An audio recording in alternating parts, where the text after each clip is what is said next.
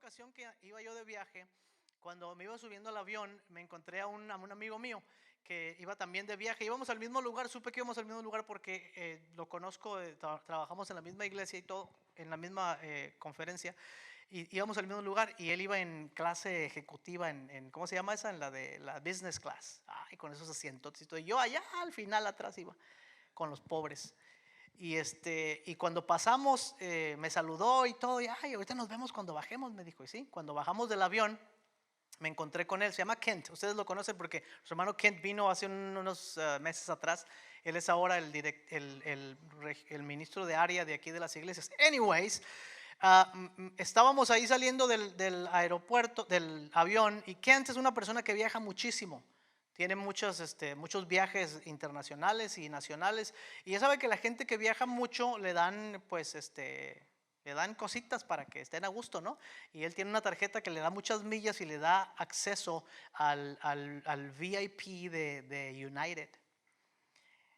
Yo ni siquiera sabía que existía eso, pero aparentemente en los aeropuertos hay unos lugares especiales donde la gente especial entra y adentro hay un lugar muy bonito. Y me dijo mi amigo Ken, me dijo, oye, fíjate que yo tengo esta tarjeta donde podemos entrar allá al lounge de United, dice, y te gustaría venir, hay comida, hay televisiones, te puedes recostar en asientos, me dijo, puedes agarrar lo que tú quieras, ahí todo es muy bueno, hay desayunos gratis y todo. Me dijo, ¿quieres venir? Le dije, no, aquí me quiero quedar yo con todos los pobres estos sentados. No te preocupes, aquí déjame, yo me tiro en el piso. ¿Cómo no voy a querer ir, Señor? O sea, ¿a quién le dicen? Oye, ¿te gustaría venir? Y luego gratis, ¿no? Oye, ¿te gustaría venir a este lugar aquí donde va a haber desayuno? No, aquí estoy bien, déjenme aquí en este asiento. No, le dije, ¿qué tengo que hacer para heredar la vida eterna? Le dije, oye, pues dime, ¿no? Y así también él me contestó, sígueme. Le dije, oye, pues ¿qué tengo que hacer? Me dijo, vente, vamos y yo te voy a llevar ahí. Y me llevó a este lugar. Entramos y no, pues sí, muy fancy todo. Y lo atienden a uno como rey, o sea, todo está muy, muy bonito y no, increíble porque ahí es el VIP, pero ahí luego hay un VIP adentro del VIP para que los que tienen más millas vayan allá todavía. Y no, pues me quedé muy, muy impresionado con eso, pero me quedé pensando que de esta manera ocurre con muchos de nosotros, ¿no? O sea, ¿a quién le preguntan, oye, ¿te gustaría dejar de tener problemas en tu vida? No, yo estoy bien con mis problemas. ¿Te gustaría tener un mejor matrimonio? No, yo sí estoy bien peleando con mi vieja todo el tiempo. Oye, ¿te gustaría? No, yo estoy bien así con mis pecadotes, estoy a gusto. O sea, a ninguno de nosotros se le ocurriría pensar que si nos invitan a algo mejor con nuestra vida, no importa cuál versión de la vida tenemos ahora, pero si nos invitaran a algo mejor que lo que tenemos ahora, ¿a poco diríamos algo así como que, no, yo estoy bien, no me lleves al VIP? No, por supuesto que diríamos, claro que sí, ¿qué tengo que hacer? Dime cómo le hago para hacer que las cosas funcionen mejor en mi vida. ¿Cómo puedo tener un mejor matrimonio? ¿Cómo puedo tener un empleo más beneficioso? ¿Cómo puedo? Pero en general lo que estamos preguntando regularmente es, ¿cómo puedo tener una mejor vida que la que tengo ahora? ¿Y quién no quisiera tener una mejor vida que la que tiene hoy?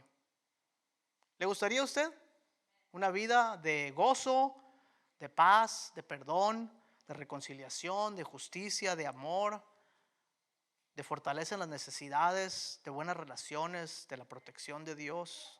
¿Quién diría que no a eso? Nadie, ninguno de nosotros. El pasaje que vamos a ver hoy, en este día, les dije la semana pasada, vamos a quedarnos en Lucas capítulo 10. Vamos a ver una vez más ahora esta invitación, esta manera diferente de mirar. Antes de que lleguemos al pasaje, quiero decir que estamos hablando de evangelismo y es una palabra que asusta a los cristianos en las iglesias, porque hablamos de evangelismo y dicen, ahí viene el pastor otra vez con su deseo de que la iglesia crezca y quiere que nosotros hagamos el trabajo y quiere que haya más gente, o la gente piensa en términos de evangelismo así como que, bueno, pues es que es mi responsabilidad cristiana y pues no, tengo que hacerlo, ¿verdad? Pero a todos nos asusta de alguna manera esta idea del evangelismo. Y la gran mayoría de las personas, de los cristianos y no cristianos, miran el asunto del evangelismo como algo negativo, ¿no? O sea, decimos, o sea, hay que hablarle de Cristo a la gente y siempre pensamos en cosas negativas. Dios es bueno, tú eres malo, arrepiéntete o vete al infierno. O sea, hay algo de verdad en lo que decimos cuando hablamos de esta manera del plan de Dios, pero eso no es todo el plan de Dios, ¿no? Luego, por ejemplo, a veces enmarcamos esta idea del evangelismo en decirle a la gente, Dios está enojado con los pecadores y tú eres un pecador. Y te tocaba a ti la ira de Dios, pero Dios envió a Cristo para que a Él le tocara la ira de Dios, y ahora tú no tienes que tener la ira de Dios, y ahora tú puedes ser una buena persona y puedes irte al cielo cuando mueras. Enmarcamos así a veces el asunto de la vida eterna y de la vida de Dios, ¿no? Ahora díganme ustedes, ¿estoy equivocado cuando digo estas cosas? No, porque estas cosas son parte de esa gran verdad. Pero así como en el aeropuerto hay otro lugar mucho más hermoso que lo que está ahí afuera, también yo creo que en la vida cristiana a veces nos hemos permanecido muchas veces en la sala de espera y no hemos entrado de lleno a la vida buena. Y quiero contender esta mañana, quiero argumentar esta mañana que necesitamos darle la vuelta a la manera como nosotros pensamos en compartir la vida de Cristo con otras personas. Porque tal vez no los estamos invitando al lugar donde Dios quiere que estén, tal vez los estamos invitando a algo diferente.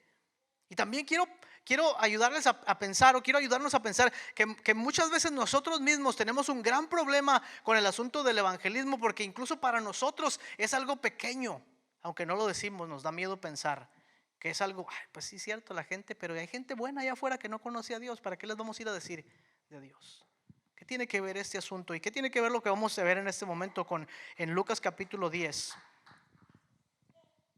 Donde vamos a ir ahora, comenzando de los versículos 25 en adelante.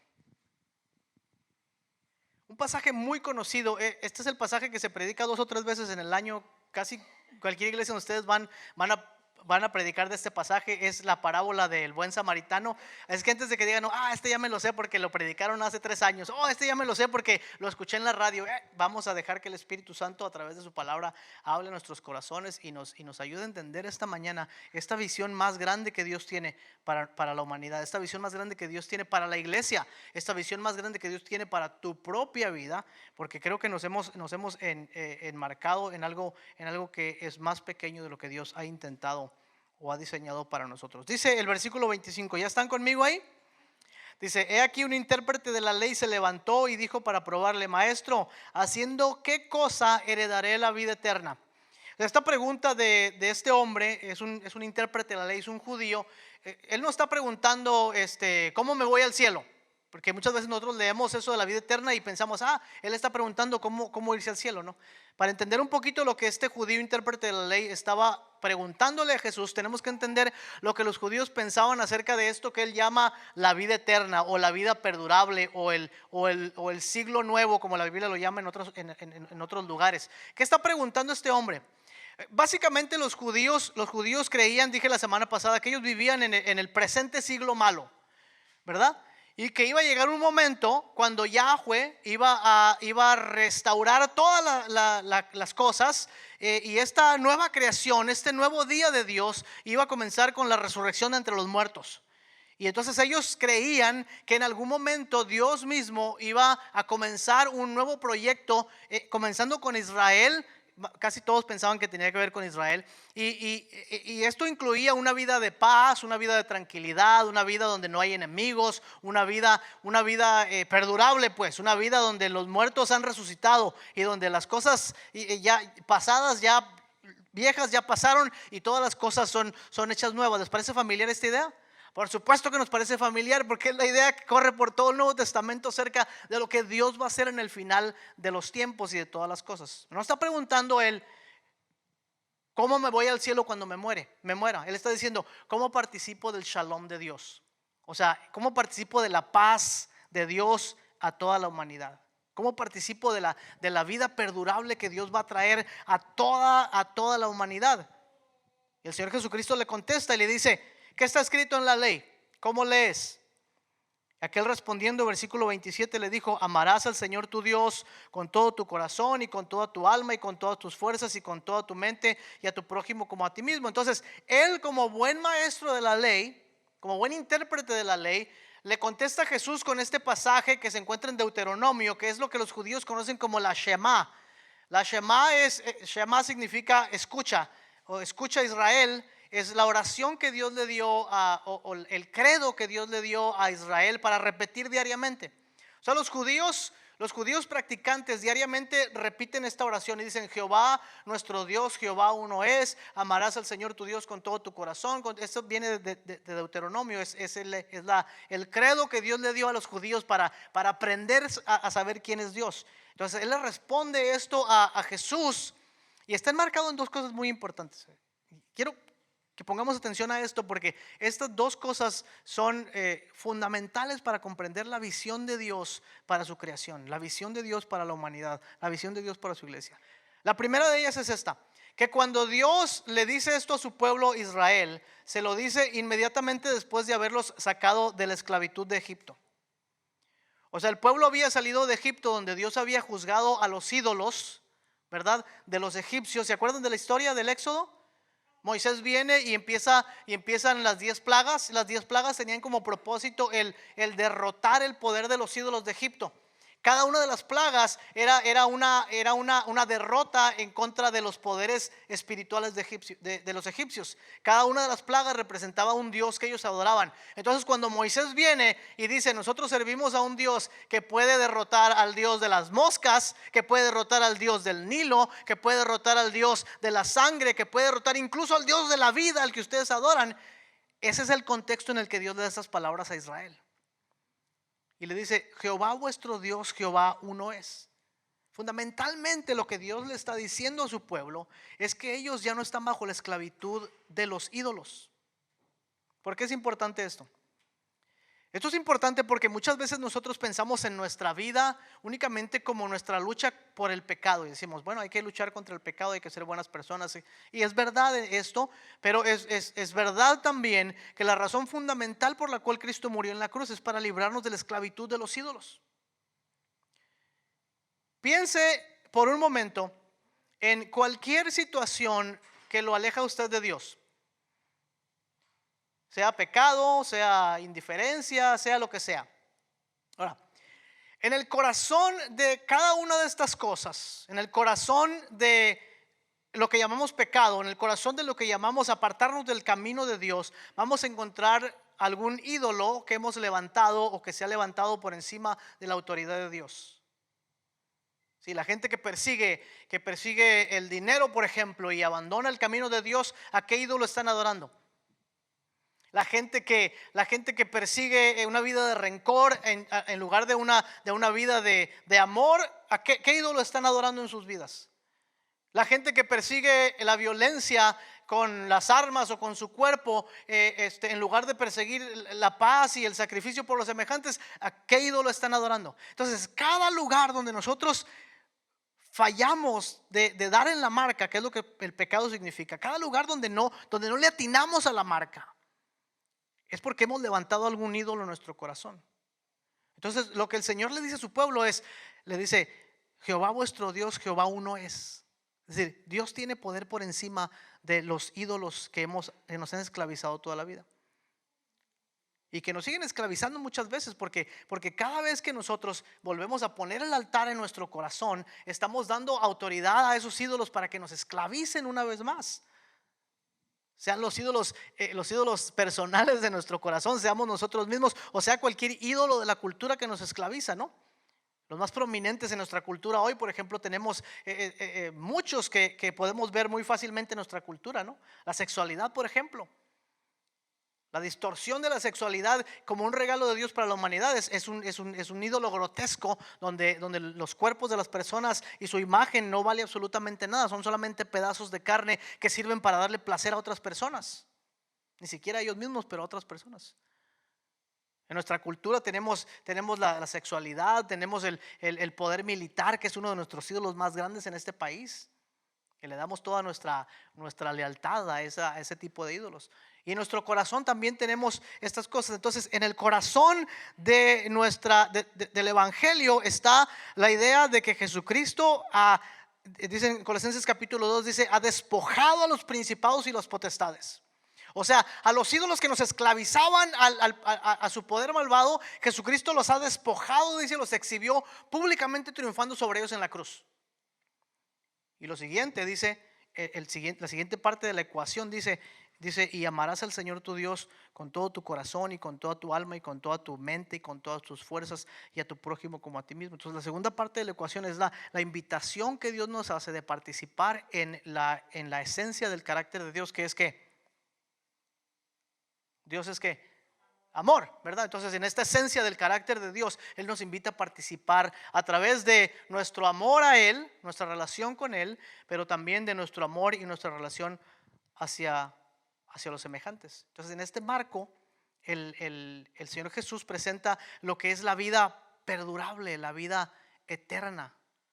La vida que nosotros muchas veces hemos intercambiado, como dijimos, por varias semanas, por una buena conducta. Y no estamos diciendo que la buena conducta no es importante, pero la buena conducta está enmarcada en esta idea de que los ídolos que nos esclavizaban ya no deben esclavizarnos más, y que ahora tenemos la libertad en el espíritu de amar a Dios con todo nuestro corazón y amar a nuestro prójimo también. Y usted diría, ¿pero qué no terminamos en el mismo lugar? Más o menos terminamos en el mismo lugar, pero el lugar donde comenzamos es completamente diferente. Porque no comenzamos ni en nosotros mismos, ni en nuestra idea de la moralidad. Comenzamos en el gran amor de Dios revelado en Jesucristo para toda la humanidad. Y esto es muy importante para nosotros comprender estas cosas, porque esta es la historia que la Biblia nos cuenta. Cuando hablamos, por ejemplo, de que la Biblia habla de ciertas cosas, decimos, ¿de qué se trata la historia de la Biblia? La Biblia habla de amor, pero toda la Biblia no se trata de amor, ¿verdad? La Biblia habla del matrimonio, pero toda la Biblia no se trata del matrimonio. La Biblia habla de ayudar a los pobres, pero no toda la Biblia se trata de ayudar a los pobres. ¿De qué se trata la historia que la Biblia nos cuenta? Y la historia que la Biblia nos cuenta es cómo Dios ha estado reiniciando ese proyecto que Él comenzó en Génesis 1, donde Él hace todas las cosas, y todas las cosas son que, dice, cada vez que Dios hizo algo, dijo, y lo que había creado era bueno. Todo lo que Dios hizo fue bueno, hasta el momento en que ya no fue bueno, porque los seres humanos decidieron que no fuera bien, bueno, y dieron su lealtad, y dieron el poder de gobernar que Dios les había dado a los ídolos, y estos distorsionaron su imagen. Y desde ese momento la historia de la Biblia nos está diciendo que Dios está restaurando en el hombre la vocación de ser todo lo que Dios quería que fuera. Por eso la imagen de Dios, quien es Jesucristo, la imagen perfecta de Dios, viene precisamente a hacer eso. Viene a morir en la cruz para eliminar el poder que nos mantenía esclavizados al pecado. Pero para algo muy importante también, con la resurrección de Jesús, Él inicia la nueva creación de Dios, la nueva vida de Dios. Y aquí es donde las cosas se ponen muy interesantes, porque la gran mayoría de nosotros los cristianos miramos el asunto de invitar a otros a seguir a Cristo como este asunto de invitarlos a salir del pecado. ¿Es cierto eso o no es cierto eso? Por supuesto que es verdad, pero es una parte de la verdad. Porque si nos quedáramos únicamente en el asunto de invitar a otros a salir de sus pecados para que se porten bien, estaremos ignorando la segunda parte de la historia, que es la resurrección de Jesucristo. Si le quitamos la resurrección si le quitamos la resurrección de Jesucristo al relato de los evangelios, ¿cuánto nos queda de los evangelios? ¿Se han dado cuenta de eso? Usted lee el evangelio y lee 4, 5, 6, 7, 8 capítulos de lo que sea, ¿verdad? Del ministerio de Jesús y esto y lo otro. Un capítulo de la crucifixión y luego 7, 8 capítulos de la resurrección, ¿no? Si le quitamos de los pasajes de la resurrección a la Biblia, nos quedamos sin nada. Y la resurrección es el asunto más importante de la vida cristiana. ¿Por qué? Porque la resurrección es la inauguración del plan de Dios para la creación entera, para la humanidad. Es cuando Dios inicia en Jesucristo la nueva creación. ¿Y cómo está eso? Si los discípulos tuvieron que entender esto cuando Jesús resucitó entre los muertos. Porque todos ellos pensaban que en la nueva creación todos iban a resucitar, pero no todos resucitaron. ¿Quién resucitó? Cristo resucitó.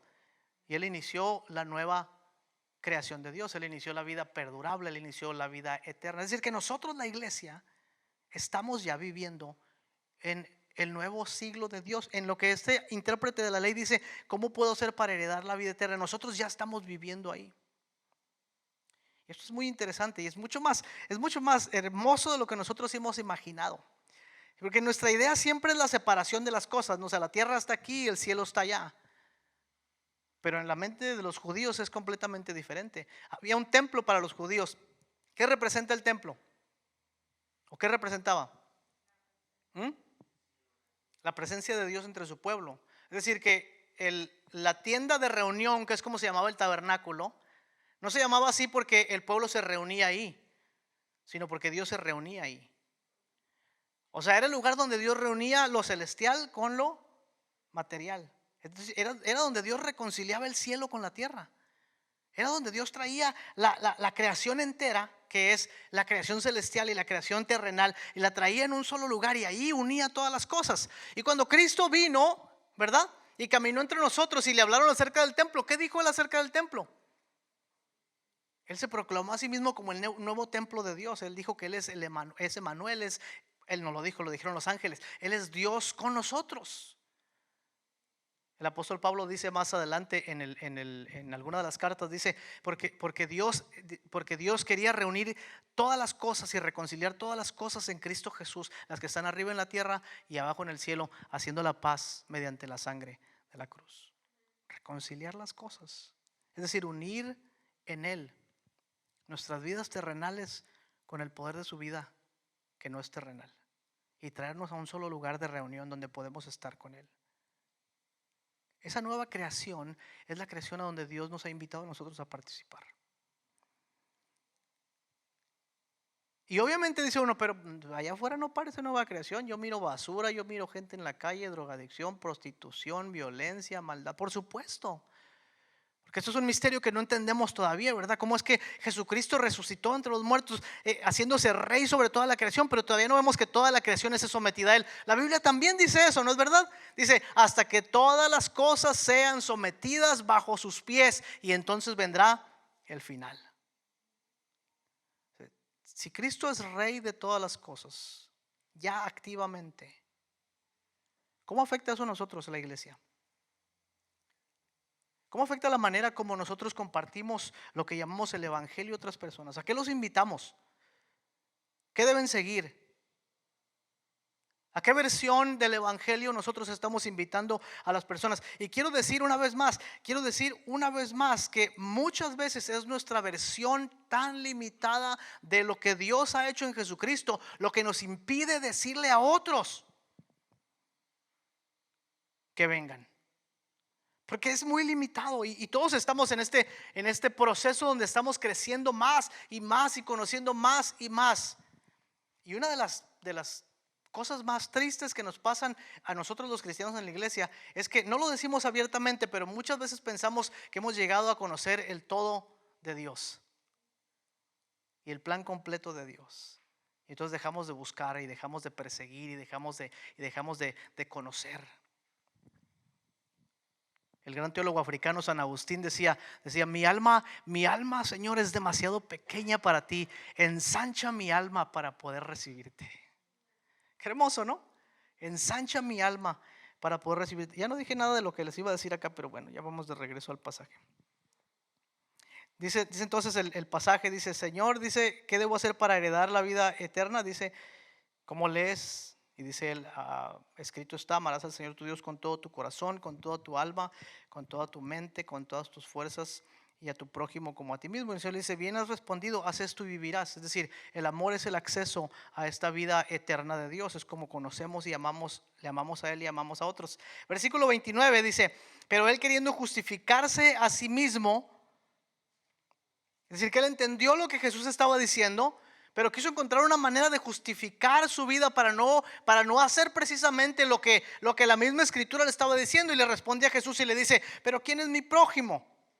Y ese es un debate que los judíos tenían en su tiempo. Los judíos decían, ¿quién es nuestro prójimo? ¿A quién nos manda la Torah que amemos nosotros? Y algunos decían, los de cierto grupo decían, bueno, nuestro prójimo son los judíos que guardan la ley. Entonces, si un judío guarda la ley, ese es tu prójimo, estás obligado a amarle. Pero si es un judío que no guarda la ley, ese no es tu prójimo, ese no tienes obligación de amarle. Ok, está bien. Otros decían, podemos amar a los judíos que guardan la ley, y también debemos amar a los judíos que no guardan la ley porque son parte del pueblo de Dios. Pero a los samaritanos no, porque ellos ya no son 100% judíos. Esos no son nuestro prójimo. Y había otros que decían todavía más, decían, no debemos amar ni a los samaritanos y no debemos amar a ninguno de los gentiles porque ellos no son parte del pueblo de Dios. Entonces, en ese punto trataban de definir ellos quién es el prójimo y quiénes son los que ellos pueden amar como requisito para estar dentro de la voluntad de Dios. Y dense cuenta lo que Jesús hace, porque hace, hace un cambio increíble con la parábola, ¿no? Ustedes conocen la parábola, no la vamos a leer ahora porque tenemos un tiempo limitado y queremos tomar juntos la cena del Señor. Pero lo que hace básicamente Jesús con la parábola es que le da la vuelta a la pregunta que él hace cuando dice, ¿quién es mi prójimo? Y con la parábola le muestra algo importante, le dice, tú eres el prójimo.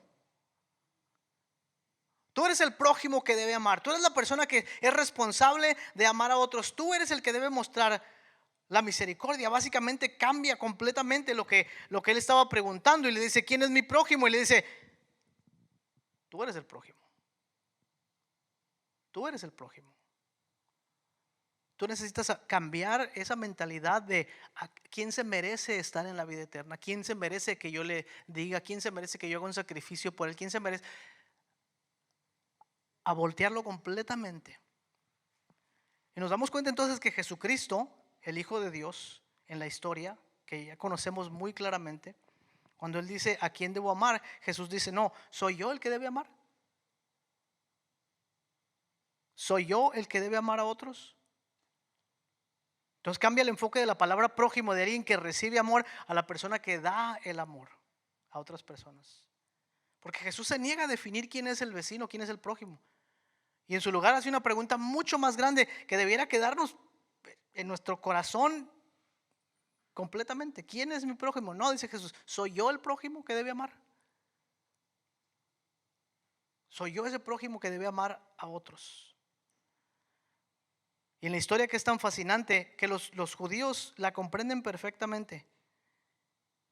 Se dan cuenta que Jesús elige a la persona que es el antihéroe para ser el héroe. Porque el samaritano es la persona que no debe ser héroe en esa historia. Él no puede ser un héroe. En algún momento les leí una versión que hice de esta parábola. La rescaté de mis archivos y se las voy a leer para que más o menos tengamos una idea de cómo escucharon los judíos en aquel tiempo. Dice, un hombre regresaba de adorar a Dios cuando fue asaltado por unos ladrones que le robaron todo lo que tenía. Lo golpearon, lo dejaron desnudo a un lado del camino. Pasaba por ahí un cristiano evangélico conservador que venía de regreso de su iglesia. Al verlo se desvió del camino y siguió de largo. Luego pasó un patriota de esos que aman mucho a su país. Venía de regreso de un rally político cargado de sentimiento antimigrante. Cuando vio al hombre, también le sacó la vuelta y se fue de paso. Pero pasaba por ahí un inmigrante indocumentado, uno de esos que llaman ilegal. Y viendo al hombre se le removieron las entrañas de compasión y acercándose al hombre que estaba tirado le curó las heridas, lo subió en su vieja camioneta cargada de herramientas, lo llevó a un hospital y se quedó con él un par de días. Después, con el poco inglés que hablaba, le dijo al doctor que lo cuidara y le dio su tarjeta de crédito para que cargara todo a su cuenta, pagando el enorme bill del hospital, y se fue prometiendo que volvería por el hombre y pagaría cualquier otro gasto. ¿Se imagina, por ejemplo, si contamos esta historia en los círculos conservadores de nuestras iglesias o la ponemos en el noticiero ya conocen el nombre? La gente se va para atrás y dice, no, esto es imposible. Ese hombre no es el héroe de la historia. Pero en las palabras de Jesús y en la historia de Jesús, el antihéroe realmente es el héroe de la historia. Jesucristo es el buen samaritano. Él es el único que no estaba obligado a hacer absolutamente nada por nosotros. Y sin embargo lo hace y regresa. Y nos encuentra casi muertos al lado del camino. Y desafiando los poderes políticos y religiosos y los sistemas sociales, se acerca a nosotros y nos lava las heridas y nos lleva al lugar de sanidad y cuida de nosotros y paga por nuestras deudas y se queda con nosotros. Él es el buen samaritano. Esta idea que nosotros tenemos de la vida cristiana, me atrevo a decir muchas veces que es muy limitada para todos nosotros. Pensamos en términos de anunciar a otros lo que Dios ha hecho. ¿Y en qué pensamos? ¿Y qué nos impide ¿Qué nos impide poder mostrarle a alguien con nuestras vidas, pero también con palabras, esta vida plena y abundante que Dios tiene para nosotros? Ahora le pregunto realmente, porque creo que aquí es donde está el corazón del asunto. La vida que usted está viviendo en el Señor hoy, ¿es una vida abundante? ¿Es una vida plena? No estoy hablando de no problemas, y sabemos que eso va a ocurrir siempre, ¿no? ¿Es una vida plena? Porque aquí está el corazón de nuestra falta de participación en la obra de Dios. Si la vida que yo vivo en este momento con Cristo no es una vida plena y abundante en medio de mis pruebas y de todo lo demás, no es una vida de gozo y de paz, de reconciliación, de unidad, de amor. Si mi vida no es eso, no tengo ningún motivo para decirle a alguien más que venga a tener este tipo de vida. Porque no lo es para mí. ¿Cómo lo va a hacer para otra persona? Únicamente compartimos aquellas cosas que realmente hacen una gran diferencia en nosotros y que han cambiado nuestra vida por completo. Cuando usted encuentra algo que lo ha llenado de gozo, por eso es que los memes son tan populares. Porque hacen reír, con una imagen hacen reír a todo el mundo. ¿Y qué hace instintivamente la persona? Lo comparte, porque esa risa que sintió en ese momento quiere que otros la sientan también, ¿no? Es una comparación muy torpe hablar de eso como si la vida cristiana fuera un meme para compartir. Por supuesto que no lo es. Estamos hablando de la participación en la vida perdurable, la participación de la vida eterna. Hemos sido invitados a participar en algo mucho, mucho más grande que nosotros, más grande que nuestros más grandes sueños. ¿Cuándo fue la última vez que usted le habló a alguien de esta vida que ha rebasado todas sus expectativas?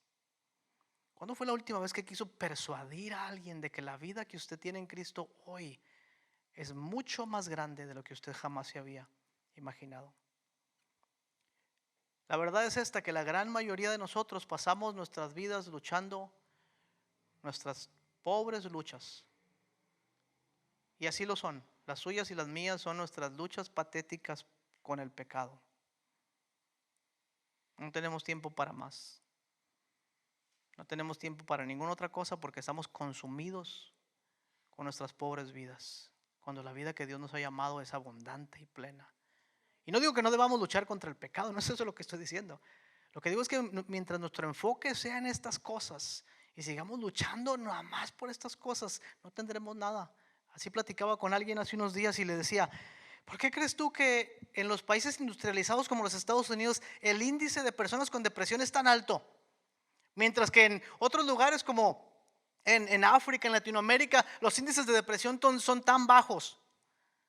Y los estudios dicen que hay una razón principal para eso, y es que dicen: la gente está demasiado ocupada sobreviviendo como para pensar en deprimirse. O sea, está demasiado ocupada en su vida, en su verdadera vida, como para preocuparse de que su foto no recibió un like en el Instagram, como para preocuparse de que esta vez no tuvo suficiente dinero para ir al mejor restaurante que quería, como para preocuparse porque ahora tiene muchos días libres. No digo que los días libres son malos, Mike, no vayas a pensar que lo dije por tus vacaciones. Y ahora tenemos tantas cosas que tenemos suficiente tiempo para pensar en cosas que no convienen. Y yo le garantizo, yo te aseguro, te garantizo, te prometo, con todo lo que hay en mi corazón, que en el momento en que comiences a darlo todo por la vida plena de Dios, todo lo demás va a ser secundario. El pecado, las cosas buenas, el deleite, todo lo que tú puedas imaginarte va a dejar de ser secundario, va a pasar a un segundo lugar en el momento cuando tu vida comience a comprometerse con la gran obra de Dios. La Biblia dice esto, y con eso termino ya. La Escritura dice esto, dice: la noche va pasando y el nuevo día ya se acerca. La noche va pasando y el nuevo día ya se acerca. La nueva creación de Dios que inició con Jesucristo ya ha llegado a nosotros primeramente. y está creciendo y creciendo y creciendo. Y creo que es tiempo para nosotros. El mismo apóstol dice: levántate tú que duermes, despiértate tú que duermes y levántate de los muertos y te alumbrará Cristo. Es decir, la nueva vida de Dios, la vida plena. ¿Qué nos hace falta entonces, mis amados hermanos y hermanas? ¿Qué necesitamos? Creo yo sinceramente que necesitamos abrazar todo lo que Dios, toda la obra de Dios en Jesucristo. Toda la obra de Dios en Jesucristo. ¿Qué está haciendo Dios? No solamente en nuestras vidas, pero en la humanidad entera. ¿Para qué murió Cristo? ¿Para qué vino y para qué murió Cristo? ¿Por qué esperamos a su segunda venida? ¿Qué hacemos mientras esperamos su segunda venida? ¿Y cómo participamos de esta gran vida que el Señor tiene para nosotros?